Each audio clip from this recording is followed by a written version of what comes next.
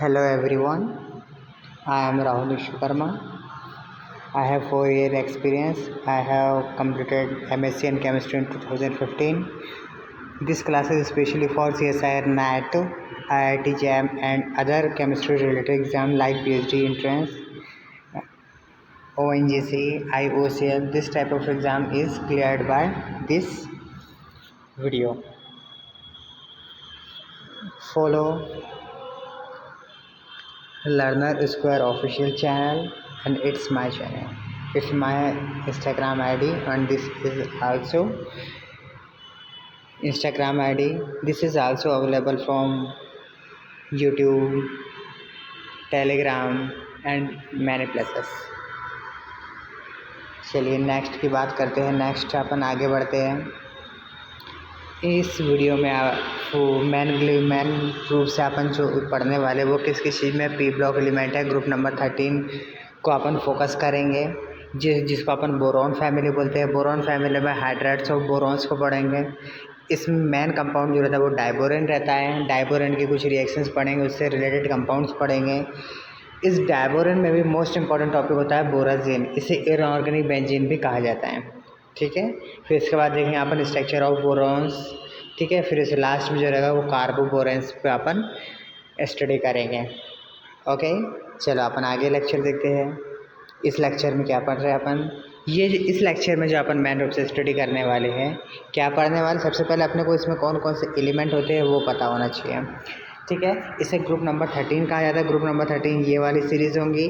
Okay, group number 13 में जो ये सीरीज़ है इसमें कौन कौन से एलिमेंट होते हैं, तो बोरॉन, एल्यूमिनियम, GaLi या Tl, ये जो एलिमेंट है इनको स्टडी किया जाता है। मेनली ये जो टेबल है जिसको अपन ने इनऑर्गेनिक केमिस्ट्री की पी ब्लॉक एलिमेंट कहा जाता है। तो ये पी ब्लॉक एलिमेंट जो रहते हैं कितने प्रकार की, कितनी सीरीज़ होती है, तो ग्रुप नंबर 13, ग्रुप 15, 14, 15, 16, 17 एंड 18, ये सभी ग्रुप जो होते हैं ये सभी इनऑर्गेनिक केमिस्ट्री के पी ब्लॉक एलिमेंट के अंतर्गत आते हैं। ठीक है, अब यहाँ पे जो मेंशन किए गए इसके नीचे जो आप डिजिट दिख रहे हैं जो लिखी हुई है, ये सब जो है इन्हें अपन कहते हैं आईपी बोले तो क्या, आयनाइजेशन पोटेंशियल वैल्यूज़ होती है जो उस एलिमेंट के होंगे जिसके बॉक्स में रखा गया होगा। आपको ये डार्क ब्लॉक जैसे दिख रहे हैं, तो ये डार्क ब्लॉक जैसे जो है ये जो है वो इनको अपन मेटलॉइड्स कहते हैं। क्या कहते हैं, मेटलॉइड्स कहते हैं। अब इनमें जो मेटलॉइड्स को अपन ली है वो कौन कौन से, ये बोरॉन है, फिर इसके बाद सिलिकॉन है, फिर इसके बाद GaS, ये इस तरीके से जिनमें बॉक्स में लिखा गया है ये सभी जो है वो मेटलॉइड्स हैं। ओके, आपको इसमें इतना ध्यान देना पड़ेगा। चलो अब बात करते हैं कि इस ग्रुप में, मतलब इस ग्रुप का जो जनरल इलेक्ट्रॉनिक कॉन्फ़िगरेशन था वो NS2NP126 होता है। NS2NP126 इतने एलिमेंट के अंदर ये सभी पीरियड टेबल में आएगा। ठीक है, जैसे ग्रुप नंबर 13 की बात करते हैं तो ग्रुप नंबर 13 जो है वो उसका NS2NP1 होगा। ग्रुप नंबर 14 का NS2NP2। इसमें जैसे जैसे अपन ग्रुप में आगे की तरफ बढ़ते जाते हैं एक एक इलेक्ट्रॉन इंक्लूड होते जाता है। तो यहाँ पे 1, इसमें 2, इसमें 3, इसमें 4, 5, 6। जब 6 ब्लॉक कंप्लीट हो जाती है तो पी ब्लॉक में मैक्सिमम इलेक्ट्रॉन 6 आ सकते हैं, इसीलिए इसे इनर्ट गैस कहा जाता है। ओके, इसीलिए इसे इनर्ट गैस कहा जाता है। ओके, तो ये सभी जो है इनर्ट गैसेस के बॉक्सेस होते हैं जिसे अपन इनर्ट गैस, नोबल गैस कहा जाता है। ओके, चलिए अपन आगे बढ़ते हैं। ग्रुप नंबर 13 में कौन कौन से एलिमेंट होते हैं, जनरली इसका पहला एलिमेंट बोरॉन होता है, इसीलिए इसे बोरॉन फैमिली कहा जाता है। इस ग्रुप में मेनली इसकी ऑक्सीडेशन स्टेट की बात करें, जैसे जो इसके इलेक्ट्रॉनिक कॉन्फ़िगरेशन के अकॉर्डिंग होता है, तो NS2NP1 ये इसका इलेक्ट्रॉनिक कॉन्फ़िगरेशन होगा। तो इसमें इसकी जो ऑक्सीडेशन स्टेट के अकॉर्डिंग देखते हैं तो 1 इससे और 2 इलेक्ट्रॉन इससे जब निकल जाते हैं तो कौन सी ऑक्सीजन स्टेट जनरेट करता है, +3। इसका मतलब ये ग्रुप के लिए स्टेबल ऑक्सीजन स्टेट जो है वो +3 होंगी। ओके, इसके साथ साथ पॉजिटिव नेगेटिव दोनों में होती है, तो आपको पॉजिटिव नेगेटिव दोनों फॉर्म में इसकी ऑक्सीजन स्टेट अवेलेबल होती है। ठीक है, अब इस ग्रुप की प्रॉपर्टीज़ को देखते हैं कि बोरॉन में और इससे जो रिलेटेड फैमिली है, मतलब इसी फैमिली में जो अदर रिलेटेड एलिमेंट है उनमें कौन कौन सी प्रॉपर्टीज़ होती है। तो प्रॉपर्टीज़ में क्या होता है, बोरॉन जो रहता है जनरली नॉन मेटल होता है, बोरॉन जो है जनरली नॉन मेटल होता है और ये हमेशा कोवेलेंट बॉन्ड फॉर्म करता है। सेकंड प्रॉपर्टीज़ क्या है कि बोरॉन से रिलेटेड जो कॉम्प्लेक्स होते हैं, कंपाउंड होते हैं, वो जनरली बास्केट टाइप स्ट्रक्चर जो रहता है उसका वो ज़्यादा स्टेबल होता है। ठीक है, ये कंपटीशन एग्जाम के लिए पॉइंट है कि इसका जो स्ट्रक्चर होता है वो बास्केट लाइक स्ट्रक्चर होता है और इसके कुछ प्रोडक्ट जो है वो जो कुछ प्रोडक्ट होते हैं वो कौन कौन से होते हैं, वो पॉलीहाइड्रोन कंपाउंड्स भी होते हैं जो बनते हैं। ओके, इसमें बाकी कंपाउंड भी देखते हैं तो ये बोरॉन जो रहता है हाई आयनाइजेशन एनर्जी दिखाता है, इसके साथ साथ ये जो रहता है वो कोवेलेंट बॉन्ड फॉर्म करता है, जैसे कि अपन ने पीछे में डिस्कस कर चुके हैं। अब यहाँ इनकी प्रॉपर्टीज़ को देखते हैं अपन। तो यहाँ पे इनमें जो प्रॉपर्टीज़ है जैसे AlCl3 और GaCl3 जो रहता है वो कोवेलेंट बॉन्ड फॉर्म करते हैं, ठीक है, एनहाइड्रस के साथ, लेकिन ये दूसरे के साथ मिलके भी कंपाउंड बनाते हैं। जैसे कि आपने शुरू में देखा था, आपने उसमें क्या लिखा हुआ था, हाइड्रेट्स ऑफ बोरॉन। तो हाइड्रेट्स ऑफ बोरॉन मतलब बोरॉन के जो हाइड्रेट्स होते हैं कितने प्रकार के होते हैं, तो इसके जो हाइड्रेट होते हैं वो क्लोजोबोरेंस होता है। ठीक है, कौन कौन से होते हैं, क्लोजोबोरेंस होता है, नीडो होता है, अर्शियानो होता है, हाइफो होता है और कंज्यूटिव होता है। ये 5 प्रकार के बोरॉन्स में हाइड्रेट्स अवेलेबल होते हैं।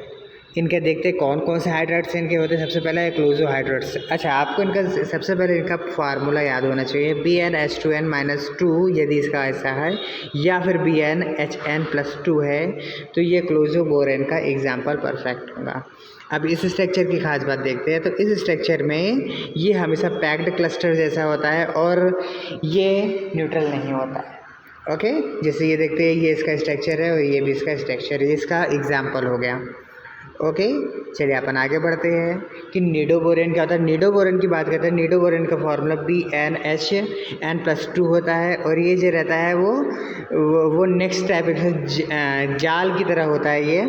ठीक है, इनके स्ट्रक्चर्स की बात करते हैं तो इसके स्ट्रक्चर्स के जो इसका फार्मूले अकॉर्डिंग देखते हैं तो B2H6 होता है, B5H9, ये इनके कॉम्प्लेक्स इस तरीके से बन सकते हैं। ये लास्ट वाला जो दिख रहा है आपको B5H8 और एक यहाँ पे -1 लिखा हुआ है, तो ये क्या हो जाएगा, टोटल इलेक्ट्रॉन इसमें 8 और एक 9, टोटल 9 हो जाते हैं, इसीलिए इसका स्ट्रक्चर इतना परफेक्टली होता है। अब अर्शियानो की बात करते हैं। इसका जो स्ट्रक्चर होता है BnHn+6, इसका फार्मूला होता है, दिस इज़ ओपन स्ट्रक्चर होता है। ओके, इसके स्ट्रक्चर्स की बात करते हैं, फार्मूले की बात करते हैं, तो ये इसके फार्मूला हो गया और ये इसके एग्जाम्पल्स हो गए। हाइपो की बात करते हैं तो हाइपो जो रहता है वो मोर ओपन क्लस्टर होता है। इसके जनरल फार्मूले की बात करते हैं तो BnHn+8। ओके, ये इसका फार्मूला हो गया। कंज्यूटिव की बात करते हैं तो BnHm रहता है। इसमें जो रहता है मॉलिक्यूल आगे पीछे हो सकते हैं, मॉलिक्यूल की क्वांटिटी के लिए पर्टिकुलर कोई फार्मूला नहीं है। ओके, चलिए अब आप पढ़ते हैं डाइबोरेन। डाइबोरेन जो कंपाउंड जो है वो क्या होता है, वेरी रिएक्टिव होता है, बहुत ज़्यादा रिएक्टिव कंपाउंड होता है और ये इसके साथ रिएक्टिव होने के साथ साथ ये जो रहता है कि बहुत जल्दी इसमें फायर आग लगने के चांस होता है और ये जो ऑक्सीजन के साथ एक्सप्लोइड भी होता है। अब इसके प्रिपरेशंस की बात करते हैं। जनरली डाइबोरेन का फार्मूला B2H6 होता है। इसके प्रिपरेशंस के वक्त बोरान ट्राइफ्लोराइड के साथ अपन सोडियम हाइड्राइड की रिएक्शंस कराते हैं 180 डिग्री सेल्सियस पे, तो डाइबोरेन मिलता है। यदि अपन BF3 की एक्सेस क्वांटिटी ले लेते हैं तो भी अपने को B2H6 मिलता है। ठीक है, लेकिन याद रहे शुरू में जो 180 डिग्री सेल्सियस पे आप लोगे तो BF3 गैस फॉर्म में अवेलेबल होना चाहिए। चलिए आगे बढ़ के सोडियम बोरोफ्लोराइड की बात करते हैं तो ये BF3 और ये NaBF4 के साथ अपन रिएक्शंस कराते हैं, तो याद रहे डाइजीन के साथ अपन रिएक्शंस कराते हैं तो डाइबोरेन अब मिलता है। ओके, इस कंपाउंड के साथ अपन लिथियम एल्यूमिनियम हाइड्राइड के साथ एथीन की उपस्थिति में रिएक्शंस कराते हैं तो कंपाउंड डाइबोरेन मिलता है। सिमिलर सोडियम बोरोहाइड्राइड के साथ I2 मतलब सोडियम के साथ अपन रिएक्शंस कराते हैं तो B2H6 मिलता है। याद रहे डायग्राम इसमें मैन होगा, प्रेजेंस रिएक्शंस होता है। ओके, चलो इसमें नेक्स्ट बात करते हैं। सोडियम बोरोहाइड्राइड की H3PO4 के साथ रिएक्शंस कराते हैं, B2H6 के कंपाउंड इसमें मिलता है। ओके, चलो नेक्स्ट इसके रिएक्शंस की बात करते हैं। तो रिएक्शन से जो रहता है गुड रिड्यूसिंग एजेंट होता है। जैसे NO2 के अपन इसकी बात करते हैं तो यहाँ पे नाइट्रेट को NH2 एमीन में कन्वर्ट करेगा, यहाँ पे एल्डिहाइड को अल्कोहल में चेंज करेगा, साइनाइड को एमीन में चेंज करेगा। यदि आपकी केमिस्ट्री स्ट्रॉन्ग है तो आपको समझ में आ जाएगा कि रिड्यूसिंग क्या होता है। रिड्यूसिंग मतलब होता है एडिशन ऑफ हाइड्रोजन। ओके, कुछ और भी प्रॉपर्टीज़ होती है लेकिन फ़िलहाल यही प्रॉपर्टीज़ फॉलो हो रही है। जैसे कहा ये जो वेरी रिएक्टिव कंपाउंड होता है तो इसके अपर B2S के बाद नॉर्मली यदि ओपन रखते हैं तो B2O3 कंपाउंड मिलता है। अच्छा, ये यहाँ से नेट का क्वेश्चन बनता है कि जो कंपाउंड फॉर्म होता है B2O3, इसको एनर्जी कितनी लगती है तो -2165 किलोजूल पर मोल होती है। और ये जो प्रोडक्ट है इसका यूज रॉकेट के फ्यूल के रूप में किया जाता है। ओके, B2S6 की जब अपन H2O के साथ रिएक्शंस कराते हैं तो H3BO3 कंपाउंड मिलता है। ओके, ये इसके रिएक्शंस के बारे में है। चलो, मोस्ट इम्पॉर्टेंट है, यहाँ से क्वेश्चंस बनता है। यहाँ पे इस जो स्ट्रक्चर्स होता है इस पे बेस्ड कंपाउंड पूछा जाता है। चलो, अपन रिएक्शंस ऑफ अमोनिया की बात करते हैं। मतलब B2S6 के साथ यदि अपन अमोनिया की सी रिएक्शंस कराते हैं तो क्या मिलेगा। सबसे पहले जब NH3 की रिएक्शंस कराते हैं एक्सेस क्वांटिटी में और टेम्परेचर लो होना चाहिए। याद रहे, यहाँ टेम्परेचर वेरी इंपॉर्टेंट है। लो टेम्परेचर पर रिएक्शंस कराते हैं तो B2H5 मिलता है और इस कंपाउंड के साथ ये रिएक्शंस ये प्रोडक्ट का ये एक्सटर्नल मतलब दूसरा फॉर्म में रहता है और ये इस फॉर्म में कंपाउंड स्टेबल रहता है, लेकिन इस फॉर्म में कंपाउंड एग्जिस्ट नहीं करता है। सिमिलर NH3 को एक्सेस क्वांटिटी में कर देते हैं लेकिन इसका टेम्परेचर बढ़ा देते हैं तो अपने बोरॉन नाइट्राइड मिलता है। और ये बोरॉन नाइट्राइड जो है वो एक टाइप का पॉलीमर होता है। और इसके स्ट्रक्चर्स की बात करते हैं तो ये एक ग्रेफाइट लाइक स्ट्रक्चर होता है, ग्रेफाइट के जैसा। सिमिलर जब अपन आगे बढ़ते हैं, जब B2S6 और NH3 यदि 1:2 के रूप में अपन इनकी और हाई टेम्परेचर में अपन रिएक्शंस कराते हैं तो बोराजिन मिलता है। बोराजिन को याद रहे, इस कंपाउंड को इनऑर्गेनिक बेंजीन भी कहा जाता है। इस इनऑर्गेनिक बेंजीन पे बहुत बेस्ट क्वेश्चन मिलते हैं। चलो, इसमें नोट करने वाली एक और बात ये होती है कि ये B2S6.2NH3 ये कंपाउंड जो रहता है आयोनिक भी होता है। तो आयोनिक में इसका स्ट्रक्चर ये रहता है। ओके, बीच में BH2 रहेगा और दोनों साइड जो रहेगा वो नाइट्रोजन कंटेंट जुड़े रहते हैं। यहाँ पे NH3 और यहाँ भी इस साइड भी NH3। इस टाइप से ये ऊपर जो रहता है पॉजिटिव बनाता है और नीचे साइड जो रहेगा वो BH4 नेगेटिव के रूप में अवेलेबल होता है, प्रेजेंट होता है। ओके, चलो अपन आगे बात करते हैं कि इसमें और कंपाउंड में और क्या है। इस कंपाउंड को अपन जब आगे रिएक्शंस कराते हैं तो अपने को बोराजिन मिलता है। ये बोराजिन बहुत इंपॉर्टेंट टॉपिक होता है। चलिए अपन आगे बढ़ते हैं कि चेंज ये बोरॉन या डाइबोरेन जो है दूसरे कंपाउंड में कैसे चेंज करता है, मतलब दूसरे बोरॉन्स में कैसे चेंज करता है और कुछ उसकी रिएक्शंस देखते हैं। यहाँ पे अपन देखते हैं कि B2S6 को हाइड्रोजन के साथ अपन रिएक्शंस कराते हैं 200 और 250 डिग्री सेल्सियस पे, तो ये फास्ट रिएक्शंस करके निडोबोरेन बनाता है। मतलब B5H9 का फार्मूला के हिसाब से बनता है तो निडोबोरेन कंपाउंड हो जाएगा। सिमिलर B2S6 को आप 5 घंटे के लिए 80 और 90 डिग्री सेल्सियस पे 200 ATM पे अपन हीट करते हैं। या फिर इसी कंडीशन दूसरे वर्ड्स में अपन देखें तो क्या हो जाएगा, हीटिंग इसकी हीटिंग की रहेंगी लेकिन इसका टेम्परेचर कितना रहेगा 125 से 150 डिग्री सेल्सियस पे हीट करते हैं। लेकिन ट्यूब जो है वो सील ट्यूब होनी चाहिए, पैक ट्यूब होनी चाहिए, तब ये रिएक्ट करके B4H10 कंपाउंड बनाता है। ये दोनों जो है वो अदर बोरेन में चेंज हो रहा है।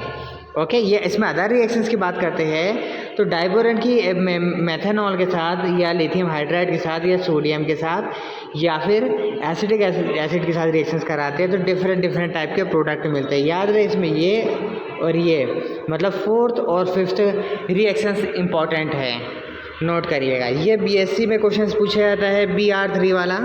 ये BSc पार्ट 1 के लिए क्वेश्चंस होता है।